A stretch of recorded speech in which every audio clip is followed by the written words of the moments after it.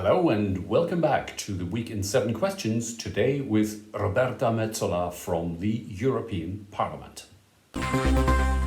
Roberta, congrats on your recent election as first Vice President of the European Parliament.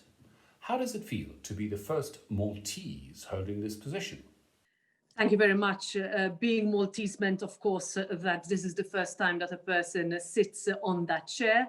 But more importantly than that, it is a message that any young girl in any part of the European Union can make it to all levels of the European institutions. And that is what I hope my election will serve to show to all those who look at the European Parliament as a dream that they can really make come true for themselves too.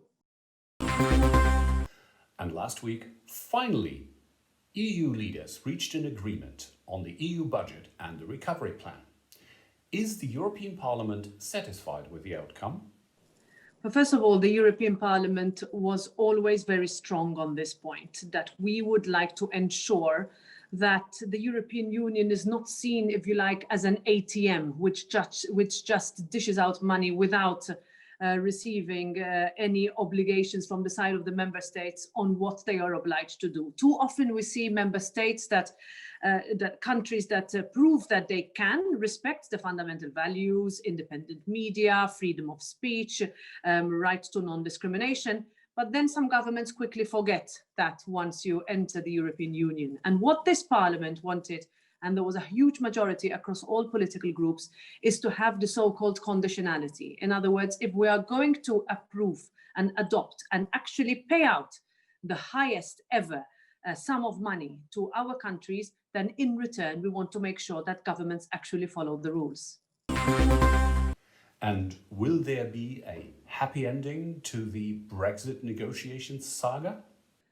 I never look at this UK-EU negotiation saga as one of a happy ending. I think it's the end of a very unfortunate period, but one where we can finally, hopefully, start to see a light at the end of a very long and dark tunnel. There are still many things to be wrapped up, but I hope in the end that both the UK and the EU can come out of this very difficult period by saying we can agree to something that is favorable for both sides.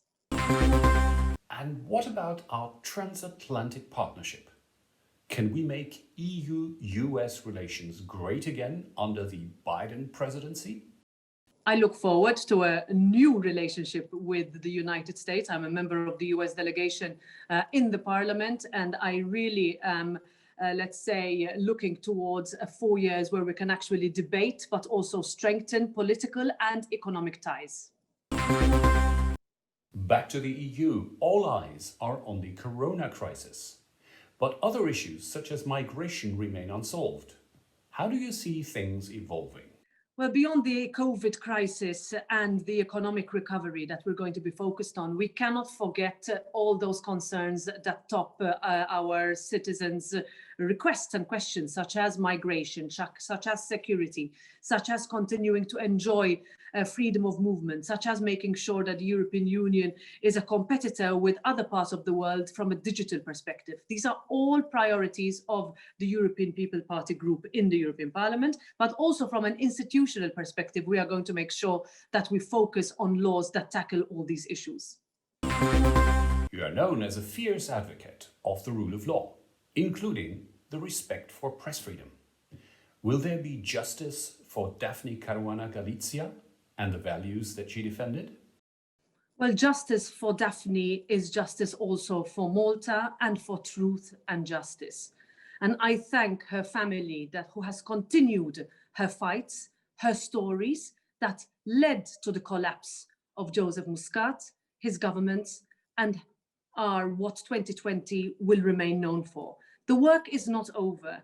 Both in the European Parliament and on a national level, we need to continue fighting so that journalists are protected, that they are not afraid to investigate stories of corruption, of greed, of crime.